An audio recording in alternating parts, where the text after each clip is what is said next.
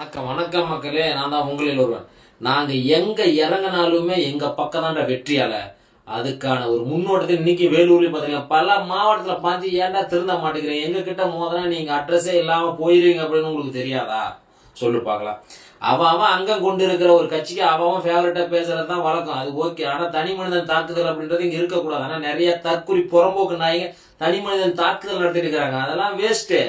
புரியுதா இல்லையா? டெக்னிக்கலா நாங்க எப்படி ஜெயிக்கிறோம், மக்களுடைய சக்தி எந்த அளவுக்கு எங்க பக்கம் இருக்குது அப்படின்னு பார்ப்போம். இன்னைக்கு அந்த டோல்கேட்ல நடந்தது ஒரு சில காட்சிகள் பாருங்கடி.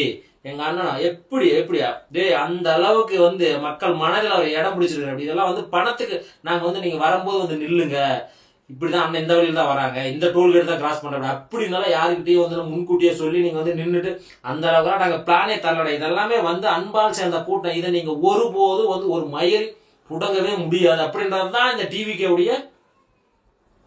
புரிஞ்சுக்கோங்க, பேச வைக்காதீங்க, ஓகே? தற்குறிங்க யாருன்றத 2026 தேர்தல் காலம் முடிவு பண்ணும். அதுக்கு முன்னாடி ஏன்டா வாயா விடுறீங்க? டே போங்கடா, ஓரம் போன அந்த கூட்டத்தை கொஞ்சம் அப்படி பின்னாடி பாருங்கடா டே.